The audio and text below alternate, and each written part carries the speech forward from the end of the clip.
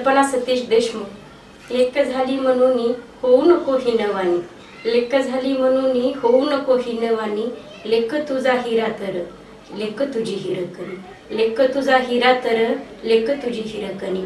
अशा हिरकणी असणाऱ्या माझ्या माता भगिनींना आणि सर्व महिलांना महिला दिनाच्या हार्दिक शुभेच्छा। पुरातन काळापासून आपण बघत आलो आहे की भारतीय संस्कृतीमध्ये स्त्रीला खूप मोठे स्थान दिलेले आहे। अगदी देवी देवतांपासून बघत आलेलो आहे की दुर्गा असो, महालक्ष्मी असो, ग्रहलक्ष्मी असो, नवचंडी असो, या अनेक त्यांची रूपे आहेत। त्या स्त्रियांना देवतांचे स्थान दिलेले आहे आणि त्यांचा वारसा पुढे चालवत आपण बरेच ज्यांना आपल्या भारतामध्ये खूप मोठा इतिहास घडवला, त्या जिजाऊ माता असो किंवा सावित्रीबाई फुले असोत, झाशीची राणी असोत किंवा रमाई असो, यांनी त्यांना आदर्श ठेवत आपला पराक्रम गाजवला आणि स्वतः कर्तृत्व सिद्ध करून इतिहास आपल्या भारतात खूप मोठा इतिहास घडवला की तो आपण आजपर्यंतही त्यांना जस काय त्या जणू कालच्या स्त्रिया आहेत त्यांना आपण आदर्श ठेवतो आणि असाच त्यांची ती आपली वारसा हक्कांची जी स्त्रियांची साखळी आहे ती सतत पुढे चालू राहत। आपण आजच्या काळात पाहिलं तर इंदिरा गांधी असोत किंवा प्रतिभाताई पाटील असोत, कल्पना चावला असोत किंवा आपल्या देशाच्या राष्ट्रपती द्रौपदी मुर्मू असोत, यांनीही त्यांना आदर्श मानून आपली कारकीर्द सतत पुढे चालू ठेवली, स्वतःचं कर्तृत्व सिद्ध केलं आणि मोठमोठ्या पदावर ते आज विराजमान आहेत। आणि आपणही पुढचा तशीच साखळी चालू ठेवून आपणही महिलांनी त्यांना आपण आदर्श मानत आपलं कर्तृत्व सिद्ध केलं पाहिजे। ही साखळी अशी निरंतर सतत महिलांची अशीच चालू राहिली पाहिजे आणि ती भारतीय संस्कृतीत पहिल्या पुरातन काळापासून सतत चालू आहे, काही दुमत नाहीये। घरात माझे मिस्टर कवी आहे आणि ते स्वतःही छान उत्तम कविता करतात आणि स्वतः पण कविता खूप छान केलेल्या आहेत आणि असे अनेक कवी आहेत, वपू काळे असोत किंवा प्रशांत मोरे असोत, यांच्या कविता ते सतत घरात ते गुणगुणत असतात। ती म्हणजे सतत ते कविता आमच्या कानावर येते। त्यांची अशीच एक छान स्त्रियांबद्दल एक कविता आहे जिचा की आज आवर्जून उल्लेख करावा असं वाटतो। ही कविता म्हणजे अशी आहे की वाक्य म्हणजे काय असतं, वाक्य म्हणजे काय असतं, कर्ता कर्म आणि क्रियापद, कर्ता कर्म आणि क्रियापद यांचं एकमेकांशी जडलेलं नातं असतं। वाक्य म्हणजे काय असतं, कर्ता कर्म आणि क्रियापद यांचं एकमेकांशी जडलेलं नातं असतं। कर्ता म्हणजे वडील, कर्ता म्हणजे वडील असतात, कर्तेपणानं सगळं करत असतात। कर्ता म्हणजे वडील असतात, कर्तेपणानं सर्व करत असतात। कर्म म्हणजे मुलं असतात, कर्म म्हणजे मुलं असतात। चांगली निघाली तर कर्मयोग आणि वाईट निघाली तर कर्मभोग। क्रियापद, क्रियापद म्हणजे आई असते, आई विना सर्व घर अधुरं असतं। म्हणजे या कवितेतून आपलं होतं जसं एखादं कुटुंब, समाज आणि आयुष्य अधुरं असतं, तसंच ते वाक्यात पण तसं सांगितलेलं आहे की क्रियापद म्हणजे एखादं वाक्य अपूर्ण म्हणजे स्त्रीला किती अनन्यसाधारण महत्व या कवीने दिलेले आहे। पुरातन काळापासून स्त्रीला आपल्या भारतात संस्कृतीत खूप मोठा दर्जा दिला आहे आणि स्त्रीनेही त्या दर्जेचा आपल्या जी जबाबदारी दिली, आपल्याला जो समाजाने हक्क दिलाय, जो अधिकार दिलाय, त्याचा गैरवापर न करता स्त्रीने आपल्याला जे समाजाने उच्च दर्जा दिला आहे त्याचा गैरवापर न करता आपली संस्कृती जपत आपलं कर्तृत्व सिद्ध करावं आणि आपली कारकीर्द पुढे न्यावी। आपलं संस्कृती जपत आपलं आजूबाजूचं जे सामाजिक भान आहे ते न विसरता आपण समाजाला एक आदर्श व्यक्ती म्हणून आपलं जे आपले कला गुण आहेत त्याला आपण वाव द्यावं। अशा बऱ्याच स्त्रिया अशा असतात की त्यांना असं वाटतं की मला जे मिळालं नाही ते माझ्या मुलांना द्यावं। अशा बऱ्याच स्त्रिया आहेत की त्या मुलांना देण्याच्या ह्याच्यामध्ये स्वतःचं आयुष्य जगणं सोडून देतात। पण माझं असं सांगणं आहे की आपलं तर भूतकाळ म्हणजे आपलं गेलेलं आयुष्य तर गेलेलं आहे, आपण ते परत आणू शकत नाही, पण मुलांना तर भविष्य आहे, वर्तमान आहे, आपण देणार आहोत, त्यात मुलांना भेटणार पण आहे। पण मुलांना देत स्वतःला न विसरता स्वतःचंही आयुष्य स्त्रियांना जगलं पाहिजे, स्वतःही आनंदी राहिलं पाहिजे आणि स्वतःचे जे कलागुण आहेत त्यांनाही वाव दिला पाहिजे। स्वतःला विसरून आपण जगून काही उपयोग नाही, आपण समाधानी आयुष्य जगलं पाहिजे। आणि अशा बऱ्याच स्त्रिया आहेत की त्यांच्याकडे खूप काही कलागुण असतात, खूप त्यांच्याकडं वेगवेगळ्या संधी असतात, पण समाज काय म्हणेल, घर काय म्हणेल, हे काय म्हणतील, ते काय म्हणतील, ह्या गराड्यात त्या स्वतःला विसरून जातात। तर अशा महिलांसाठी मी आणखी एक 4 ओळी सांगू इच्छिते। हे आकाश मुक्त आहे, हे आकाश मुक्त आहे, त्याला तुला हवं तसं सुवर्णमय कर। हे आकाश मुक्त आहे, त्याला तुला हवं तसं सुवर्णमय कर, स्वप्नांचा पाठलाग कर, स्वप्नांचा पाठलाग कर, त्याला गवसणी घाल, स्वप्नांचा पाठलाग कर, त्याला गवसणी घाल, हे विश्व तुझंही आहे, हे विश्व तुझंही आहे. सर्व महिलांनी आपलं आयुष्य आनंदी आणि सुखमय जगावं ही मी ईश्वरचरणी प्रार्थना करते. आणि महिला दिनाच्या सर्वांना खूप शुभेच्छा. आणि कर्कम दर्शनने मला इथं बोलवलं त्याबद्दल सागर थिटे सरांचं आणि अनुष्का थिटे यांचे खूप खूप आभारी आहे. धन्यवाद. नमस्कार, मी doctor Mridula Talekar, Rakhumai multi speciality and ICU हॉस्पिटलची CEO. हे हॉस्पिटल भोसे येथे भोसे पाटी चौकामध्ये चालू आहे. गेले 1 वर्ष झालं हे सुरू झालेलं आहे आणि इथे मी आणि माझी टीम कार्यरत आहे. तशीच रखुमाई फाउंडेशनची चेअरमन आहे आणि बाकी सगळ्या सामाजिक कामाशी निगडीत अशा बऱ्याच गोष्टी चालू असतात हॉस्पिटलच्या रिलेटेड. आणि आज मी तुम्हाला भेटण्यासाठी महिला दिनाच्या निमित्ताने उपस्थित आहे. तर सर्व कर्कम आणि भोसे परिसरातील महिलांना महिला दिनाच्या खूप खूप शुभेच्छा. आणि आज आपला विषय आहे महिलांचे आरोग्य. आरोग्याच्या बाबतीत बोलायचं झालं तर मानसिक आरोग्य आणि शारीरिक आरोग्य अशा 2 विभागण्या होतात.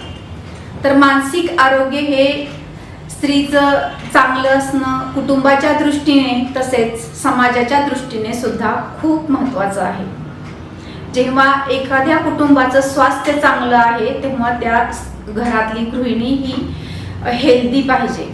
जेव्हा एक कुटुंब हेल्दी असतं तेव्हा तो समाज हेल्दी असतो आणि समाज हेल्दी असतो तेव्हा तो देश प्रगतीपथावर असतो, असं हे एक सूत्र आहे. तर त्यामुळे आपण आज महिला दिनाच्या निमित्ताने आपल्या मैत्रिणींशी ह्याबद्दल थोडा संवाद साधणार आहोत. तर मानसिक आरोग्य कसं राखायचं, मानसिक आरोग्य आणि शारीरिक आरोग्य यांचं काय रिलेशन आहे. तर मानसिक आरोग्य महिला खूप सेन्सिटिव्ह असतात आणि त्यांचे थोडासा जरी अपमान झाला तर त्या मनात घर करून राहतात. इगो प्रॉब्लेम पण खूप असतात. अशा प्रकारे मानसिकता जर स्त्रीची चांगली नसेल किंवा तिची डिस्टर्ब झालेली असेल आणि ही खूप दिवसासाठी ह्या अवस्थेतून जात असेल तर तिचे आरोग्याचे प्रॉब्लेम सुरू होतात. तर मानसिक आरोग्य राखण्यासाठी आपण काय केलं पाहिजे. तर मानसिक आरोग्य राखण्यासाठी आपण आपल्या दिवसाची सुरुवात ही व्यायाम, ध्यान, प्राणायाम या गोष्टींनी झाली पाहिजे. त्याचबरोबर दिवसामध्ये आपण कुटुंबासाठी राबत असतोच पण स्वतःचे छंदही जोपासले पाहिजेत. तर या गोष्टीमुळे काय होतं, तर या गोष्टीमुळे तुमचे दिवसभराचे जे ते ताणतणाव असतात किंवा तुमच्या ह्याच्यामध्ये कामाच्या ओघाने आलेले जे काही ताण असतात तर ते तुमचे ताण कमी होऊन जातात. किंवा कुणाशी संवाद साधताना तुम्हाला काही प्रॉब्लेम येत असतात तर तो प्रॉब्लेम सुद्धा कसा सॉल्व्ह करायचा हे तुम्हाला समजतं. त्याच्यासाठी तुम्ही रोज तुमचं जेवढं वय आहे ना तेवढे मिनिट तुम्ही ध्यान करणं आवश्यक आहे.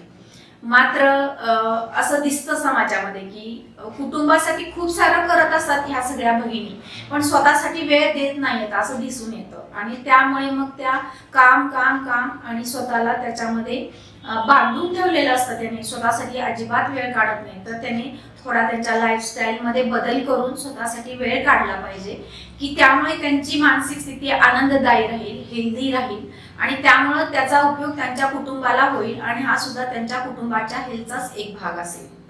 दुसरा प्रश्न असा आहे की शारीरिक आरोग्य. शारीरिक आरोग्य आपण 3 टप्प्यामध्ये विभागणी करूया त्याची. तर वयात आलेल्या मुली, मध्यमवयीन महिला आणि पोस्ट मेनोपॉझल म्हणजे काय तर ज्यांची पाळी गेलेली आहे म्हणजे 50च्या पुढच्या महिला. तर ह्यांचं सगळ्यांच्या आरोग्याविषयी आपण थोडक्यात त्याचं एक्सप्लेनेशन करूया.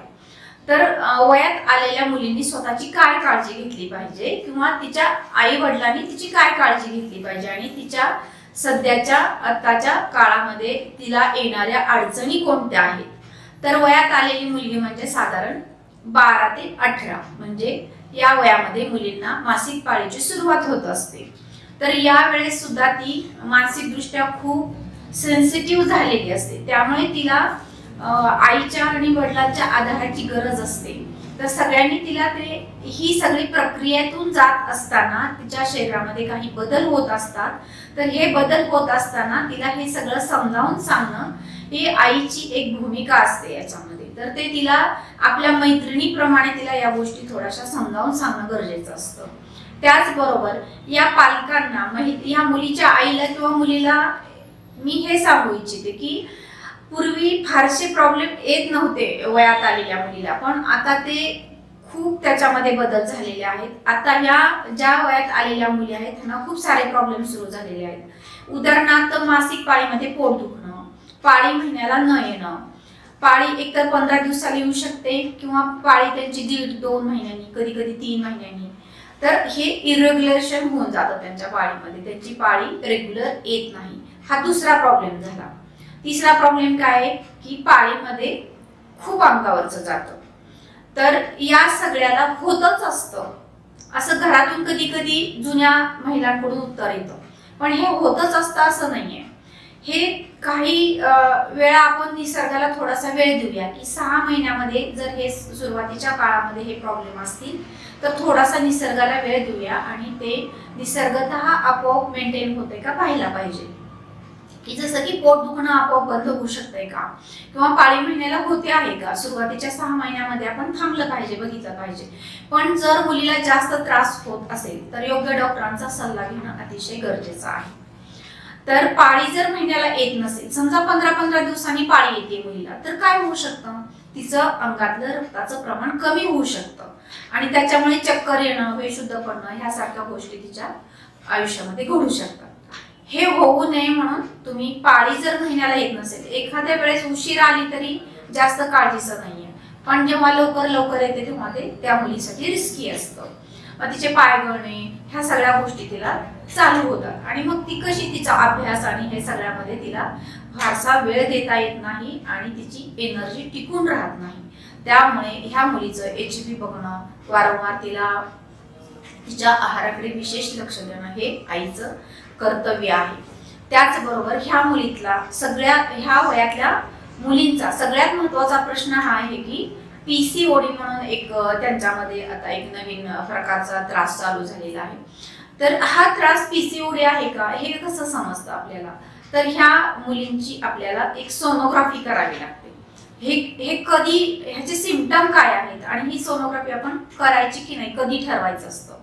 तर जेव्हा एखाद्या मुलीचं वजन वाढायला लागलेलं आहे, तिचे केस खूप गळत आहेत, तिचं MC पिरियड मध्ये भयंकर पोट दुखतं आहे किंवा तिची पाळी व्यवस्थित येत नाहीये, इरेग्युलर होते आहे नेहमी, तर तेव्हा आपण योग्य डॉक्टरांच्या सल्ल्याने तिचं PCOD किंवा त्या PCOD साठी जी ट्रीटमेंट आहे ती करणं आवश्यक आहे.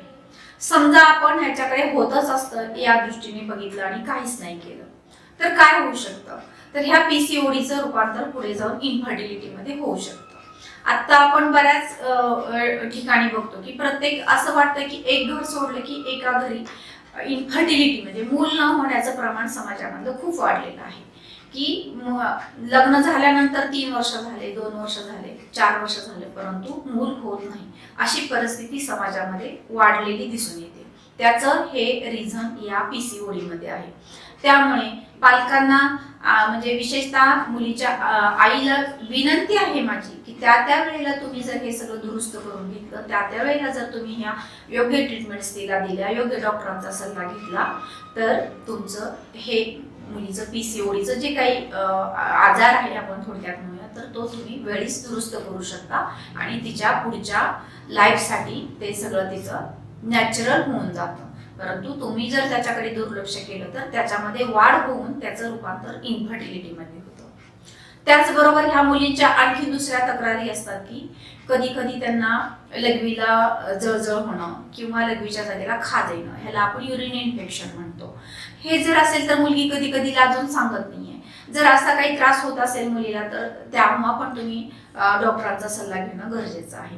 आणि ह्या सगळ्या गोष्टीसाठी तुम्हाला रुक्मिणी हॉस्पिटलची टीम चांगल्या पद्धतीनं मदत करेल. आपल्याकडे गायनेकॉलॉजिस्ट महिला पण आहेत, डॉक्टर आहेत आणि ही टीम आहे. आणि त्याचबरोबर आमच्याकडे एक विशेष पद्धत आपण ठेवलेली आहे की समुपदेशन म्हणजे काय, एखादी मुलगी किंवा एखादी स्त्री जर आपल्या हॉस्पिटलला आली तर आपण तिला मानसिकदृष्ट्या पण सक्षम करण्यासाठी काय करायचं ते सल्ला देतो. त्याचबरोबर तिची लाईफस्टाईल कशी असली पाहिजे की तिचं जीवन किंवा तिचं कुटुंब हेल्दी राहिलं पाहिजे. तर ह्यासाठी तुम्हाला रुक्मिणी हॉस्पिटल चांगल्या पद्धतीनं तुम्हाला सहकार्य करेल. त्याचबरोबर एका छताखाली तिथे सगळ्या सुविधा उपलब्ध आहेत. जसं की सोनोग्राफीची गरज भासली तर सोनोग्राफी सेंटर आहे. त्याचबरोबर अजून या मुलींना सोनोग्राफी करायची किंवा आपल्याला काही तपासणी करायची म्हटलं तर जेंट्स डॉक्टरांकडे त्यांना नको वाटतं, तर त्यासाठी आपण सोनोग्राफीसाठी सुद्धा आपण महिला डॉक्टरच इथे उपलब्ध केलेले आहेत. डॉक्टर शितोळे मॅडम म्हणून रेडिओलॉजिस्ट आहेत आपल्याकडे आणि त्या दर रविवारी आपल्याकडे इथे दिवसभर असतात की जेणेकरून ह्या मुलींना सुट्टी असते किंवा ज्या काही ड्युटी करणाऱ्या महिला आहेत त्यांना पण सुट्टी असते, त्यासाठी आपण त्याला सुटेबल असं हे ठेवलेलं आहे. दुसरा विषय असा आहे की मध्यमवयीन महिलांचे काय प्रॉब्लेम्स आहेत. मध्यमवयीन महिलांमध्ये सुद्धा हे प्रॉब्लेम दिसून येतात. कधी कधी ट्युबेक्टॉमी झाली, ट्युबेक्टॉमी म्हणजे काही मूल बंद होण्याचं ऑपरेशन झालं, त्याच्यानंतर कधी कधी त्यांना पांढरा म्हणजे व्हाईट डिस्चार्ज म्हणतो आपण, पांढऱ्या रंगावरचं जाण्याच्या तक्रारी त्यांच्या कधी कधी दिसून येतात.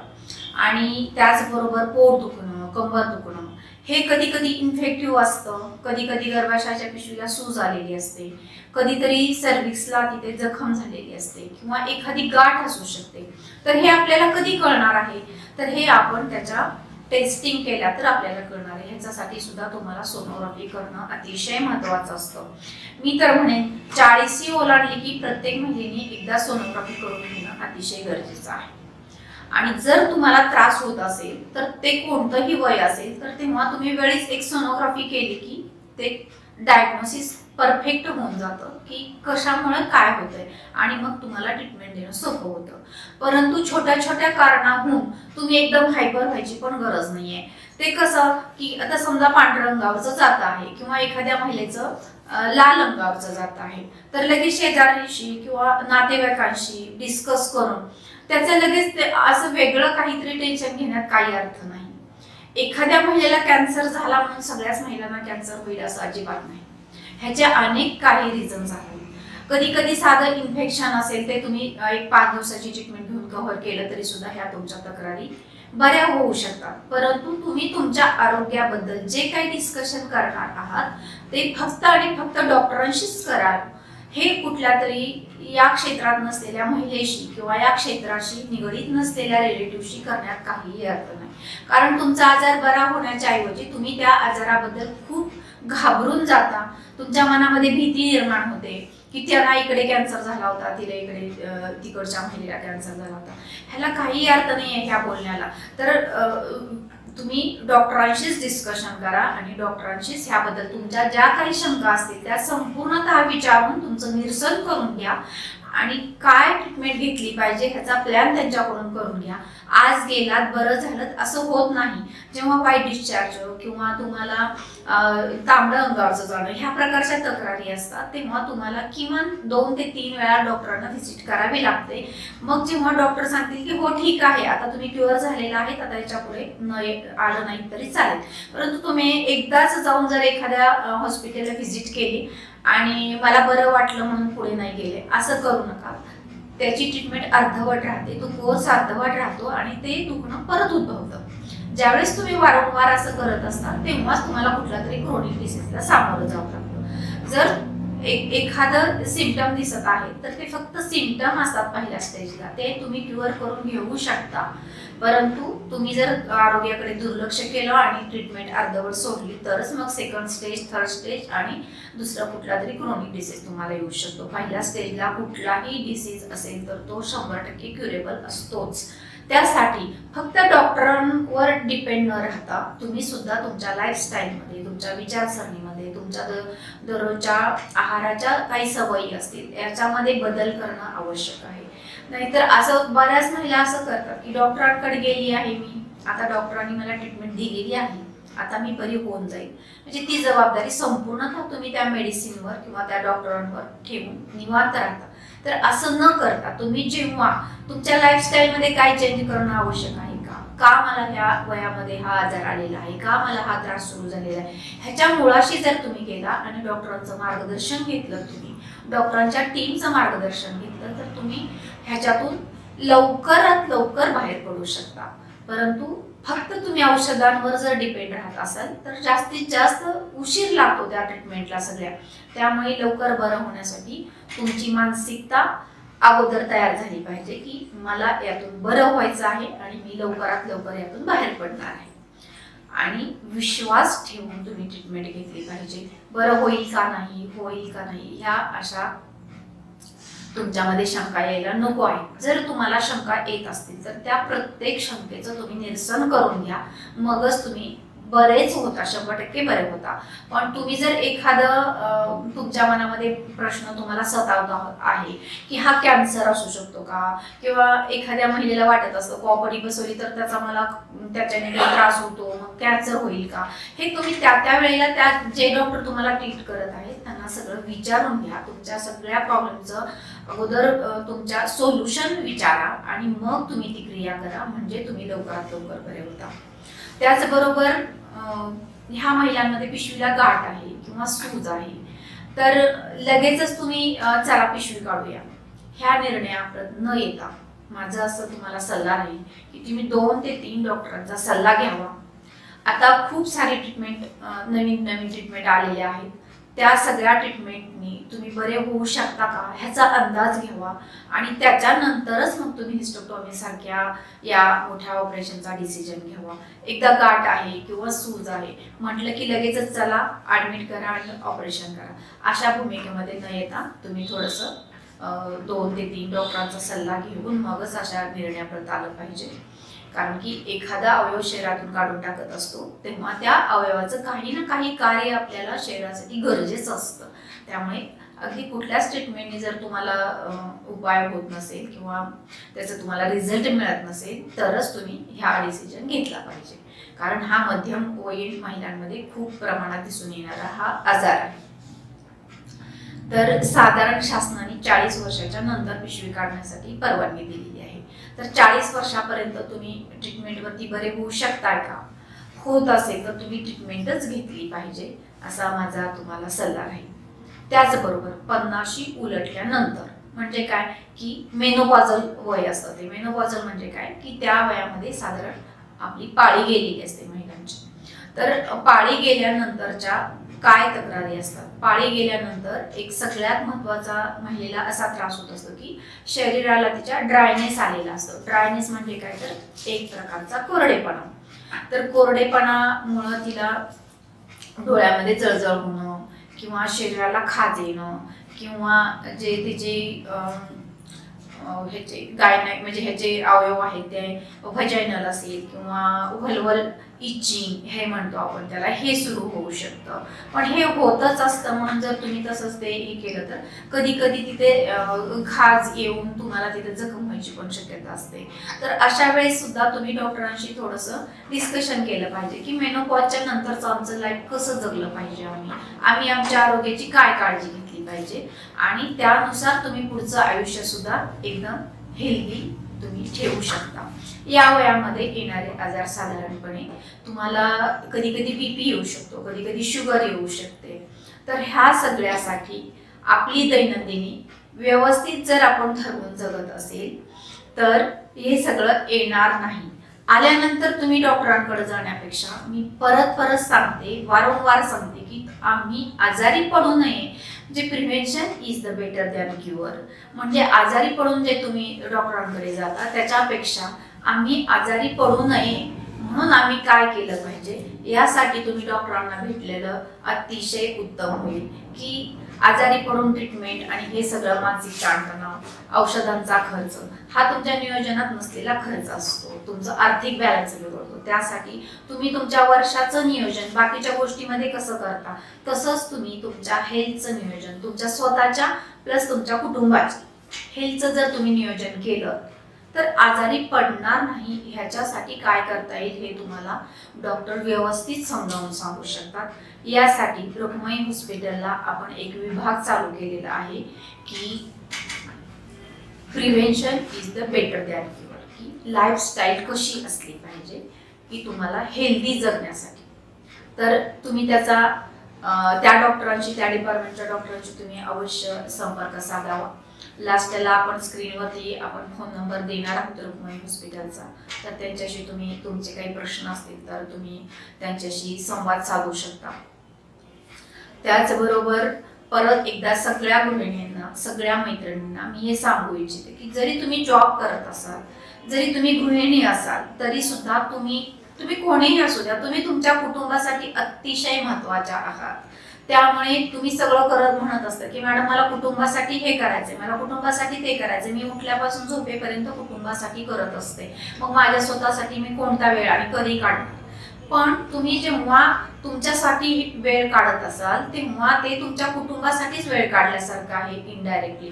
कारण तुमची हेल्थ चांगली असेल तर तुमच्यामध्ये जेवढी सेवाभावी वृत्ती आहे तेवढी तुमच्या कुटुंबातील इतर कोणाकडेही नसते. त्यामुळे तुम्ही आधी हेल्दी राहा आणि मग तुमचं कुटुंब हेल्दी ठेवण्यासाठी तुम्ही सक्षम आहात याच्यावर माझा पूर्ण विश्वास आहे. त्यामुळे समस्त सगळ्या माझ्या मैत्रिणींना पुनश्च एकदा महिला दिनाच्या शुभेच्छा देते आणि थांबते. धन्यवाद. नमस्कार.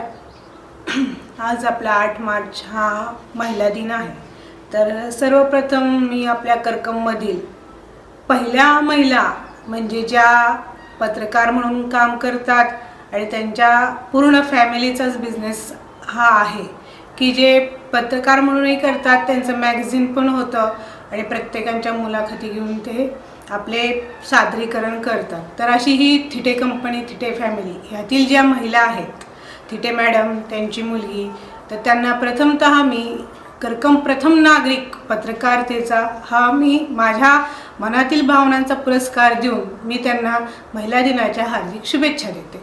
तसेच आपल्या करकममधील सगळं माझ्या भगिनी, मैत्रिणी यांना मी महिला दिनाच्या मनापासून शुभेच्छा देते. तर आपला महिला दिन हा आपण खरं साजरी करतो. कसा करतो तर एक महिलांनी आपल्यासाठी एक वेगळं विश्व त्या दिवशी निर्माण केलं, हक्कासाठी त्या लढल्या आणि हा महिला दिवस हा त्यांनी पूर्ण जगामध्ये साजरी करण्याचा ठरवलं आहे. का हो असं वाटतं का महिला पूर्णपणे आहेत का? तर तसं म्हणलं तर आहेत पण आणि नाही पण. म्हणजे आपण प्रत्येक ह्याच्यात बघतो की कलियुगातल्या महिला आणि मागील खूप वर्षापूर्वीच्या महिला, तसेच कुणाला चुकलंय महिलेंना आपण पाहतो. रामायणात सीतेला चुकले का महाभारतात द्रौपदीला चुकले. ह्या ज्या पाहिलेल्या ज्या आपण कल्पना आहेत किंवा काही गोष्टी आहेत त्या आत्तासुद्धा आपल्याला पाहायला मिळतात. म्हणजे कितीही स्त्री शिकली, भले ती डॉक्टर असू मोठी किंवा इंजिनियर किंवा हे असू, घर सांभाळत ती आपलं जे आपल्या महत्त्वाच्या ज्या कामामधील ज्या गोष्टी असतात ती पार पाडतीच. त्या भूमिका ती पूर्णपणे पार पाडती.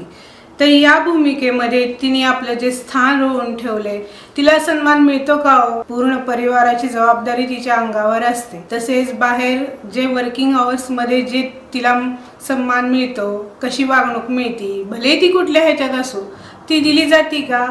पाहतो तर म्हणजे माझ्यामध्ये ॲक्च्युली मी जी कंडिशन परिस्थिती जी बाहेर पाहते त्यावरून मी एक सांगते की महिलाच महिलांची शत्रू असल्यासारखं वाटते. हां, ज्या काही सुशिक्षित आहेत, सुशिक्षित वर्ग, मध्यम वर्ग आणि लो लेवल वर्ग यामध्ये पण हेच भाव मानले जातात. इंडस्ट्रियल लेवलमध्ये महिला असतील तर त्यात पण तिचे पाय खेचलेच जातात, काहीतरी कारणास्तव हिला मागं ओढलंच जातं. मिडल लेवलमध्ये फॅमिलीमध्ये त्यात सुद्धा हेच प्रॉब्लेम आहे. सासू सुना असतील, ननंद भावजाई असतील, जावा असतील, यामध्ये पण हेच प्रॉब्लेम आहेत की ॲडजस्टमेंट ही लेडीज करते का? ठराविकच घरामध्ये आपल्याला हे दिसून येतं की ह्या महिला ॲडजस्ट करतात, ह्या एकत्र राहतात, त्यांची टीम होती आणि त्या टीमवर्कप्रमाणे त्या पुढे जातात. आणि एकदम जर आपण लो लेवलच्या ह्याच्यामध्ये पाहिलं तर काही महिला अशा असतात की त्यांच्या संसार तर आहे पण संसाराचं मिनिंग काय हे त्यांच्यापर्यंत पोचतच नाही. आणि काही महिला अशा आहेत की हिचा संसार उद्ध्वस्त करायला ह्या कारणीभूत ठरतात. ह्या जो प्रकार आहे तो खूप प्रकारे भरपूर प्रमाणात दिसला जातो. एक महिला दुसरीचा संसार उद्ध्वस्त करते, दुसरी महिला तिसरीचा उद्ध्वस्त करते. हे जे सध्या चालू आहे, आपण म्हणतो महिलांना खूप असं हे दिलेलं आहे, सरकारी आहे आणि कायद्याने पण महिलांची बाजू घेतली जाते, पण त्याचा काही दुरुपयोग काही महिला ज्या घेतात हे खूप चुकीचं आहे. माझ्या निदर्शनात आलेल्या गोष्टी मी इथं मांडलेल्या आहेत. बिचारा काही पुरुषांची त्याच्यात सर्व्हिस गेलेली आहे, काहींचे संसार उद्ध्वस्त झालेले आहेत. म्हणजे एक तत्वानुसार जरी मान्य काही गोष्टी असतील, पण महिलाच महिलाची शत्रू असल्यासारखं हे माझ्या खूप निदर्शनास आलेलं आहे. आणि सासू सासऱ्यांच्या भांडणात काही गोष्टी समजूत घेतल्या जात नाहीत. सूनच्या विषयाच्या बाबतीत त्यांचे काही चुकीचे दृष्टिकोन निघतात, सुनेच्या बाबतीत त्यांचे दृष्टिकोन निघतात. ह्यामध्ये कुणीतरी माघार घेऊन समंजसनी जर वागलं तर हा संसार सुरळीत चालू शकतो. आणि आता जॉईंट कुटुंब म्हणलं तर खूप कमी प्रमाणात आपल्याला दिसतं. तर जॉईंट कुटुंबापेक्षा बाहेर साईडला पाहिलं तर नवरा बायको आणि त्यांची 2 मुलं ह्यामध्ये हे खूप महत्त्वाचं पॉईंट आहे, टर्निंग पॉईंट आहे इथून पुढच्या पिढीला. कारण संसार टिकवणं या दोघांच्या हातात आहे. संसार सध्याचे टिकत नाहीत, संसारात उद्ध्वस्त होतात. त्यामुळं खूप मोठा टर्निंग पॉईंट आयुष्याचा असणार आहे की त्या स्त्रीला सगळेजण म्हणतात की तू खंबीर राहा, तू खंबीर का. पुरुषाला का म्हणत नाहीत? स्त्री तर खंबीर असते, ती ॲडजस्ट करते, पण पुरुषांनी पण त्याच्यातून कुठेतरी डेव्हलपिंग करून आपले विचार पण बदलून पुढं बरोबर तिला प्रत्येक गोष्टीत साथ दिली पाहिजे.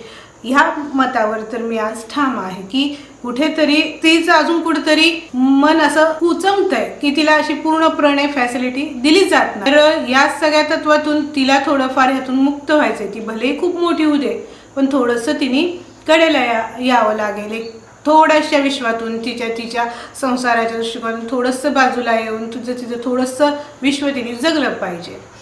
हे 4 शब्द सांगते आणि माझ्या परत एकदा सगळ्या मैत्रिणींना हॅपी वुमन्स डे, सगळ्यांना महिला दिनाच्या हार्दिक शुभेच्छा देते. मार्च महिना म्हटलं म्हणजे 8 तारीख आणि आंतरराष्ट्रीय जागतिक महिला दिन. का सुरू झाला आंतरराष्ट्रीय जागतिक महिला दिन? त्याच्या पाठीमागं कारण आहे. आपल्या भारतामध्ये नाही आहे, तर न्यूयॉर्कमध्ये 15,000 स्त्रियांनी त्यांच्या हक्कासाठी मोर्चा काढला होता. त्यांना कोणते हक्क पाहिजे होते? त्यांना वेतन कमी होतं, कामाचे तास त्यांना जास्त होते, त्यांना मतदानाचा हक्क नव्हता. हे सगळं मिळण्यासाठी त्यांनी मोर्चा काढला आणि त्याप्रमाणे त्यांना ते मिळालं. त्यानुसार 1910 पासून आंतरराष्ट्रीय महिला दिन साजरा करण्याची एकंदर संपूर्ण जगाची देशाची रीत झालेली आहे. आता फक्त आंतरराष्ट्रीय महिला दिन 8 मार्च त्याच दिवशी महिलांचं कौतुक करणं एरवी नाही असं आहे का? तर महिला म्हणजे फार मोठी शक्ती आहे. कशी शक्ती आहे महिला म्हणजे? आपण म्हणतो, मला 2 ओळी आठवतात की विठुराया म्हणतो, तुझ्या विना वैकुंठाचा कारभार चालना, तुझ्या विना वैकुंठाचा कारभार चालना, एकल्या विठुरायाला संसार पेलना, एकल्या विठुरायाला या संसार पेलना. अहो, देवदेवतांची अशी अवस्था आहे, मग आपल्यासारख्या सामान्य माणसांची काय अवस्था आहे? असं म्हटलं जातं की कोणत्याही एका यशस्वी पुरुषाच्या पाठीमागे एक स्त्री ही कारणीभूत असते आणि कोणत्याही एका यशस्वी स्त्रीच्या पाठीमागे पुरुषांचं पाठबळ असणं फार आवश्यक आहे. मग आपण बघतो सगळ्याकडे पाठीवर लिहिलेलं असतं, शाळेच्या पाठीवर म्हणा किंवा दवाखान्याच्या किंवा रस्त्याच्या. काय म्हणतात? मुलगी शिकली, प्रगती झाली. अरे, प्रगती झाली म्हणजे काय झालं? मुलगी शिक्षण म्हणजे नेमकं काय आहे? शिक्षण म्हणजे फक्त साक्षरता आहे का? शिक्षणाचा कोणता अर्थ आहे? मुलीनं काय केलं पाहिजे? आता मुली शिकतायत, कुठल्याही क्षेत्रामध्ये स्त्री ही पाठीमागं नाही आहे. प्रत्येक क्षेत्रामध्ये स्त्री आहे, इंजिनियर आहे, डॉक्टर आहे. आजच्या आपल्या राष्ट्रपती जर म्हटल्या तर द्रौपदी मुर्मू आहे. म्हणजे स्त्री पाठीमागं नाही आहे. परंतु महिला दिनाचं एवढं महत्त्व काय? तर सामान्यसाठी जर महिला दिन म्हटलं तर आपण आपली प्रगती ही आपणच केली पाहिजे, महिलांची प्रगती. आणि महिला दिन आणि पुरुष आणि महिला समानता असं जर म्हटलं तर समानता म्हणजे नेमकं काय? तू पोळ्या कर, मी भाजतो, तू धुणं धु, मी वाळत टाकतो, म्हणजे समानता नाही आहे. जर माणसाच्या त्या कुटुंबाचा जर विकास व्हायचा असेल तर आपल्याला इथं समानतेपेक्षा सहचार्य हा शब्द फार उपयोगाचा आहे. एकमेकाला सहचार्य असल्याशिवाय मानवी विकास, कुटुंबाचा विकास होणार नाही. महिलांवर कुटुंबाची फार मोठी जबाबदारी असते. आता एखाद्या नोकरी करणाऱ्या महिला असल्या तरी त्यांच्या कुटुंबाची जबाबदारी त्यांच्यावरची कमी होत नाही. मुलांचं शिक्षण, मुलांना संस्कार करणं किंवा मुलांवर लक्ष ठेवणं हे सगळं महिलांचं काम आहे. म्हणजे पुरुष त्यातून मुक्त झाले त्याच्यातला भाग नाही आहे. पुरुषांचं सुद्धा ते महत्त्वाचं तितकंच काम आहे. पुरुष आणि महिला हे जर आपण कुटुंब म्हटलं एकंदर तर तिथं सहजीवन हे फार महत्त्वाचं आहे. आता पूर्वीचा काळ आता नाही आहे महिलांची बिघडवणूक करणं किंवा महिलांना मान न देणं, त्यांना छळणं. आता कोणती महिला छळून घेत नाही किंवा छळून घेऊन नाही असते ना. कसं ते छळून घ्यायचं महिलांनी? महिला म्हणजे आपल्या संसाराच्या रथचक्राच्या 2 चाकापैकी एक चाक आहे. एका नाण्याच्या 2 बाजू असतात, तशी महिला एक बाजू आहे. मग या संसारामध्ये जर इतकं महिलांचं महत्त्व आहे तर साक्षरता म्हणजे नेमकं काय आहे, शिक्षण म्हणजे नेमकं काय आहे? महात्मा गांधी म्हणा किंवा स्वामी विवेकानंद म्हणा, त्यांनी शिक्षणाबद्दल सांगितलेलं आहे की शिक्षण म्हणजे फक्त लिहिता वाचता येणं नाही, तर शिक्षण म्हणजे त्याच्यातून व्यक्तित्वाचा विकास झाला पाहिजे, माणसाला कळलं पाहिजे. माझ्याकडे 4 ओळी लिहिलेल्या आहेत शिक्षणाबद्दल स्वामी विवेकानंदांच्या. स्वामी विवेकानंद असं म्हणतात की शिक्षण जर आपण बघितलं तर एकंदर शिक्षणामुळे काय होणार आहे, तर शिक्षणामुळे समाजामध्ये कसं जगावं, माणुसकी कशी असावी हे आपल्याला शिक्षणामुळे कळणार आहे. समाजामध्ये जागृती निर्माण होणार आहे आणि एकंदर आपल्याला या विश्वाचं जे कुटुंब आहे हे कुटुंब व्यवस्थितपणाने चालणार आहे. महिला ही दुर्बल नाही आहे. महिलांनी स्वतःला दुर्बल कधीही समजू नये. कारण का तर महिला जर नसती तर त्या संसारामध्ये काय अर्थ आहे? मला असं वाटतं महिला दिनाच्या दिवशी महिलांचा सगळेजण विचार करतात, महिलांचा सत्कार करतात. महिला दिन म्हणजे बैलपोळा नाही हो त्या दिवसापुरतं. नेहमी सतत महिलांना योग्य तो मान आपल्या घरामध्ये समाजामध्ये मिळाला पाहिजे. घराची प्रगती, त्याच्यानंतर राष्ट्राची प्रगती, समाजाची प्रगती, समाजाचा विकास व्हायचा असेल महिलांचा सहभाग अतिशय महत्त्वाचा आहे. कुसुमाग्रज म्हणतात, काय म्हणतात? समान मानव मानात गेला तिची अस्मिता खोडू नका. समान मानव मानात गेला तिची अस्मिता खोडू नका. देवी म्हणून पूजू नका वा दासी म्हणून पिटू नका. देवी म्हणून पूजू नका वा दासी म्हणून पिटू नका. आपण जर रामायण महाभारतातलं उदाहरण बघितलं तर प्रत्येक मध्ये स्त्री ही शक्ती असते. रामाची शक्ती सीता आहे, शंकराची शक्ती पार्वती आहे, विठ्ठलाची शक्ती रुक्मिणी आहे. एकाची शक्ती असल्याशिवाय एक पुढे जात नाही. शिवाला शक्ती, आदिमाया शक्ती ही पाहिजेच आहे. मग स्त्रीमध्ये कालीमाता आहे, लक्ष्मी आहे, सरस्वती आहे. काय नाही आहे स्त्रीमध्ये? का स्त्रियांचा गौरव केला जात नाही? सतत गौरव करणं म्हणजे त्यांची पूजा करणं, त्यांना फार मोठा मान देणं अशातला भाग नाही. पण सामंजस्य हे फार महत्त्वाचं आहे. पूर्वी मुलगी झाली तर म्हणायचे काय बी मुलगी झाली, पण आता मुलींचं प्रमाण किती कमी आहे हे आत्ता आपल्याला जगामध्ये किंवा आपल्याला समोर समाजामध्ये दिसून येत आहे. म्हणून मी म्हणते मुलगी झाली म्हणून बघू नको दिनवाणी, लेकी झाली म्हणून बघू नको दिनवाणी. अरे लेक तुझा हिरा तर लोक तुझी हिरकणी. अरे ती हिरकणी आहे, तिच्याकडे नीट बघ, तिचा विकास कर, तिला मोठं कर. आणि मोठं कर नुसतं अर्थार्जन कर नाही तर या समाजामध्ये कसं वागावं, काय वागावं. स्वातंत्र्य म्हणजे स्वैराचार नाही, कसंही वागायचं, फॅशन करायची, आणखी कपडे वेगवेगळे घालायचे म्हणजे सुसंस्कृतपणा आहे का? नाही. सुसंस्कृतपणा हा विचारामध्ये असणं आवश्यक आहे. आणि मी एक सांगते की स्त्रियांनी स्वतःला कधीही कमी लेखू नये. का कमी लेखायचं? आपल्याला जर विकास करायचा असेल तर स्त्रियांचा विकास हा त्यांच्या मनाने जर केलं तर नक्कीच स्त्रियांचा विकास होत असेल. मग स्त्रियांनी फक्त घरात चूल आणि मूल एवढंच काम एका स्त्रियांचं नाही, पुरुषांनी लक्षात ठेवलं पाहिजे की जर आपल्या कुटुंबाचा विकास व्हायचा असेल तर आपल्या घरातल्या लक्ष्मीचा आधी मान ठेवला पाहिजे. एक वेळ तुम्ही अन्नपूर्णा देवीचं स्तोत्र म्हटलं नाही तरी चालेल, पण जे अन्न शिजवलेली जी अन्नपूर्णा तुमच्या घरातली आहे तिचं जर तुम्ही सारं जेवताना म्हटलं की छान झाले ना भाजी, तिला किती कौतुक वाटतं. अहो, महिलांना दुसरं काही नको असतं, फक्त कौतुकाचा एखादा शब्द त्यांना संपूर्ण आपल्या मनाला एकदम प्रफुल्लित करणारा असेल. जर महिला प्रसन्न असेल, महिला प्रफुल्लित असेल तर ते घरदार, ते कुटुंब सगळं प्रफुल्लित असतं, अगदी ते आनंदित असते. आणि आनंदित घर राहणं हे फार महत्त्वाचं आहे. म्हणून सांगते की आपण नेहमी बघतो की संतांची शिकवणी बघतो, काम, क्रोध, मोह, मद, मत्सर हे जे षट्रिपू आहेत हे महिलांनी सुद्धा लक्षात ठेवलं पाहिजे. किती रागवायचं, किती लोभ धरायचा, कसं वागायचं, हे संतांचे विचार हे आपल्या महिलांनी सतत आपल्या मनामध्ये सतत जागृत ठेवणं आवश्यक आहे. महात्माला आपला शारीरिक महिलांचा विकास म्हणजे काय? शिक्षण, नोकरी, अर्थार्जन नाही, त्यांचा शारीरिक आणि मानसिक विकास हा झाला पाहिजे. आणि मानसिक विकास होण्यासाठी दुसऱ्याची, समाजाची, घरातली सगळ्या लोकांची ही सहानुभूती तिला आवश्यक आहे, तर तिचा होणार आहे.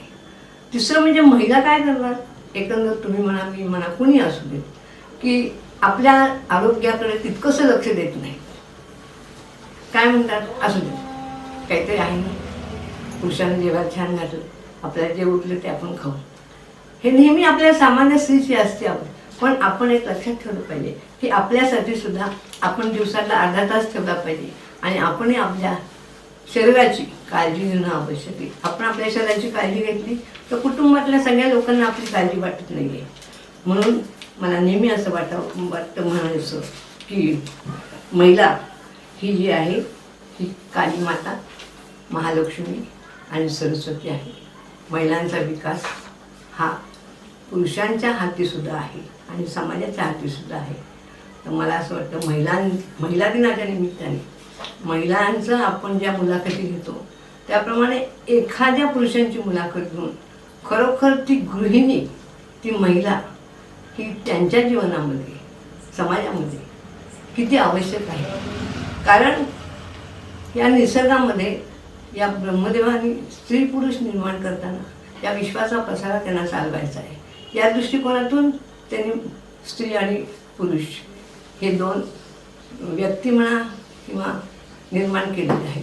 त्याशिवाय या विश्वाचा विकास होणार नाही. हे विश्व चालवायचं असेल दोघांची आवश्यकता आहे.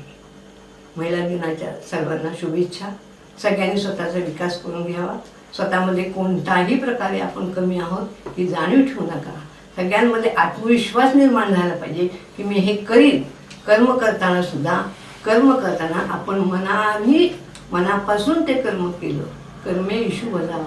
आपण ही कर्म करतोय म्हणजे देवाची पूजा करतोय. जे आपल्या वाट्याला आलेलं कर्म आहे ते आपण सत्यतेने, चांगल्या प्रकारे, प्रामाणिकपणाने, योग्यतेने करणं हे महिलांचं काम आहे. या महिला दिनाच्या निमित्ताने सर्वांना शुभेच्छा. सर्वांचा विकास हो, सर्वांची प्रगती हो, हीच माझी सदिच्छा. आपल्या गाव पातळीवरच्या बातम्यांचा आढावा घेण्यासाठी कर्कम दर्शन न्यूज चॅनलला सबस्क्राईब करा आणि बेल आयकॉन वरती क्लिक करून नोटिफिकेशन ऑन करा.